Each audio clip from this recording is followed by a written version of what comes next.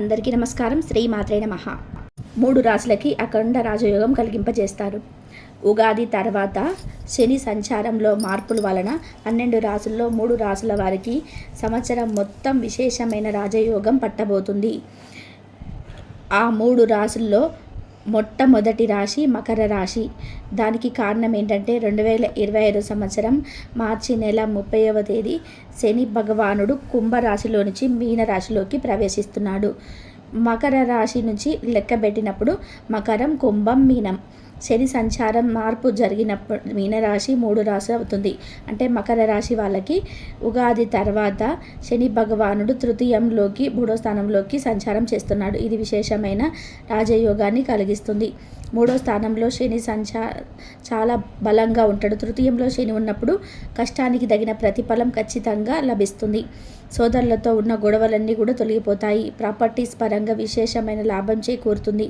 అనుకున్న పనులు అనుకున్నట్టుగా మకర రాశి వాళ్ళు దిగ్విజంగా పూర్తి చేసుకుంటారు. కాబట్టి విశ్వావసునామ సంవత్సరం ఉగాది తర్వాత శని సంచారంలో మార్పు వల్ల అఖండ రాజయోగం పట్టబోతున్న మొట్టమొదటి రాశి మకర రాశి. ఆ తర్వాత శని సంచారంలోనే మార్పు వలన విశేషమైనటువంటి రాజయోగం పట్టబోతున్నటువంటి 2వ రాశి తులారాశి. దానికి కారణం ఏంటంటే తులారాశి నుంచి లెక్కబెట్టినప్పుడు శని సంచారంలో మార్పు జరిగినటువంటి మీనరాశి 6వ రాశి అవుతుంది. తులా, వృశ్చికం, ధనుస్సు, మకరం, కుంభం, మీనం. శని సంచారంలో మార్పు జరిగినప్పుడు మీనరాశి 6వ రాశి అవుతుంది. కాబట్టి తులారాశి వాళ్ళకి శని భగవానుడు ఉగాది తర్వాత 6వ స్థానంలో సంచారం చేస్తున్నాడు. అంటే తులారాశి వాళ్ళకి ఉగాది తర్వాత అనారోగ్య సమస్యలన్నీ తొలగిపోతాయి. ఎంత పెద్ద అప్పులున్నా సరే ఆ అప్పుల నుంచి తొందరగా బయటపడతారు. భయంకరమైన శత్రు బాధలు తొలగిపోతాయి. దృష్టి దోషాలు తొలగిపోతాయి. అనుకున్న పనులు అనుకున్నట్టుగా పూర్తి చేసుకుంటారు. విశేషమైన ధనలాభం పొందుతారు. రోగ రుణ శత్రు బాధలని పొడగొట్టుకొని తులారాశి వాళ్ళు పట్టిందల్లా బంగారంలాగా శని భగవానుడు అనుగ్రహాన్ని పొందగలుగుతారు. కాబట్టి ఉగాది తర్వాత శని సంచారంలో మార్పు వల్ల రాజయోగం పట్టబోతున్న 2వ రాశి తులారాశి. ఆ తర్వాత విశ్వావసునామ సంవత్సరంలో ఉగాది తర్వాత అఖండ రాజయోగం శని సంచారంలో మార్పు వలన పట్టబోతున్నటువంటి 3వ రాశి వృషభ రాశి. దానికి కారణం ఏంటంటే వృషభ రాశి నుంచి లెక్కబెట్టినప్పుడు శని సంచారంలో మార్పు జరిగిన మీనరాశి 11వ రాశి అవుతుంది. అంటే మీనరాశి వాళ్ళకి ఉగాది తర్వాత సంవత్సరం మొత్తం కూడా శని భగవానుడు లాభస్థానంలో సంచారం చేస్తున్నాడు. ఏకాదశలో సంచారం చేస్తున్నాడు. 11వ స్థానంలోనూ శని సంచారం ఉంటే కొద్దిగా కష్టపడ్డా 100 రెట్లు విశేషమైన ఫలితం ఉంటుంది. ఉన్నట్టుండి వృత్తిపరంగా అద్భుతమైన పూర్వభివృద్ధి ఏర్పడుతుంది. బ్రహ్మాండమైన ప్రమోషన్స్ వస్తాయి. కష్టానికి తగిన ప్రతిఫలం వస్తుంది. విశేషమైన ధనలాభం కలుగుతుంది. కుటుంబంలో అందరూ కూడా అత్యున్నత స్థాయికి ఎదగగలుగుతారు. శని లాభస్థానంలో సంచారం చేయటం వలన ఆర్థిక పరంగా, ఆరోగ్యపరంగా, కుటుంబ పరంగా వృషభ రాశి వాళ్ళకి ఉగాది తర్వాత అద్భుతమైనటువంటి శుభ ఫలితాలు కలుగుతాయి. పట్టిందల్లా బంగారం లాగా ఉంటుంది. కాబట్టి విశ్వావసునామ సంవత్సరంలో అంటే ఉగాది తర్వాత శని సంచారంలో మార్పు వల్ల అఖండ రాజయోగం పట్టబోతున్నటువంటి 3 రాశులు మకర రాశి, తులారాశి, వృషభ రాశి. ఈ 3 రాశుల వాళ్ళకి శని భగవానుడు విశేషంగా యోగిస్తాడు. వాళ్ళు కొద్దిగా కష్టపడితేనే బ్రహ్మాండమైనటువంటి అద్భుతమైన శుభ ఫలితాలని అందిపుచ్చుకోగలుగుతారు. కుటుంబ జీవితం, వృత్తిపరమైనటువంటి జీవితం ఆనందదాయకంగా ఉంటుంది. సంవత్సరం మొత్తం విశేషమైన శుభ ఫలితాలను అందిపుచ్చుకోవచ్చు. 2025 సంవత్సరంలో మేషరాశి స్త్రీ పురుషులకు భవిష్యత్తు ఎలా ఉంటుందో, ధనయోగము, రాజయోగము కలగాలంటే ఎలాంటి ప్రత్యేకమైన పరిహారాలు పాటించాలో ఈ వీడియోలో మనం తెలుసుకున్నాం.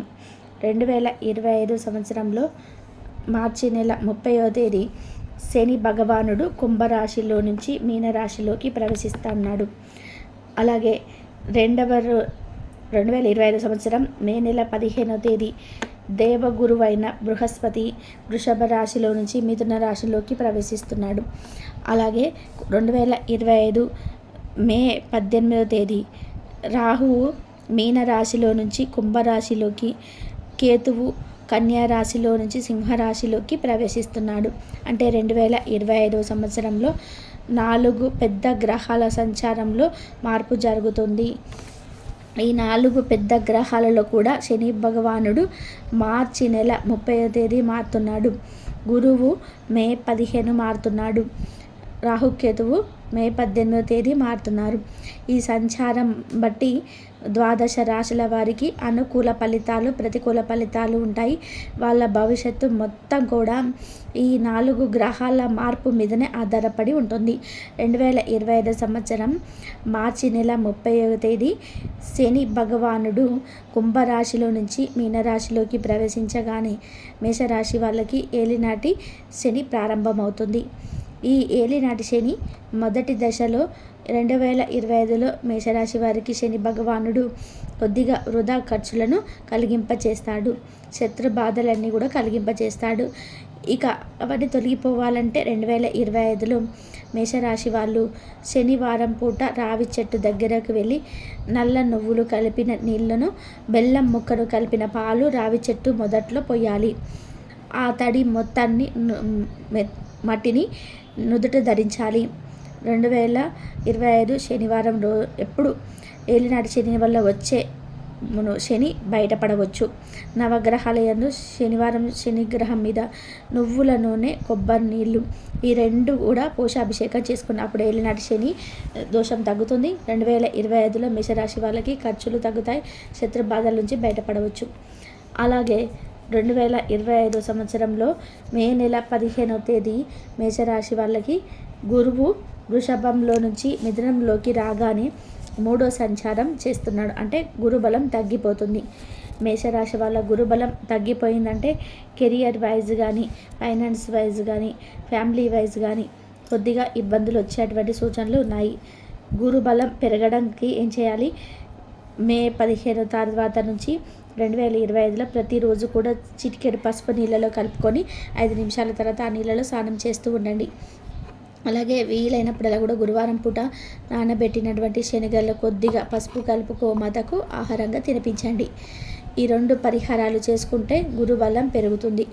దానివల్ల మే 15 తర్వాత కెరియర్ వైజ్ కానీ, ఫైనాన్షియల్ వైజ్ కానీ, ఫ్యామిలీ వైజ్ కానీ ఎలాంటి ప్రాబ్లమ్స్ లేకుండా 2025 మొత్తం కూడా ధనయోగాన్ని, రాజయోగాన్ని సిద్ధింప చేసుకోవచ్చు. అయితే మేషరాశి వాళ్ళకి 2025 మే 18వ తేదీ రాహువు సంచారంలో మార్పు విశేషంగా లభిస్తుంది. రాహువు కుంభరాశిలోకి వెళ్తున్నాడు. అంటే లాభస్థానంలోకి రాహు వస్తున్నాడు. ఈ సంవత్సరం రాహు యోగిస్తున్నాడు కాబట్టి మేషరాశి వాళ్ళకి భూలాభం ఉంటుంది, గృహలాభం ఉంటుంది. ఎవరైనా చాలా కాలంగా ఇల్లు కొనుక్కోవాలని, కట్టుకోవాలని మేషరాశి వాళ్ళు అనుకుంటే వాళ్ళకి 2025 సంవత్సరంలో ఖచ్చితంగా జరిగి తీరుతుంది. ఒక ఫ్లాట్ కానీ, అపార్ట్మెంట్ కానీ ఏదైనా సరే ఖచ్చితంగా కొనుక్కుంటారు.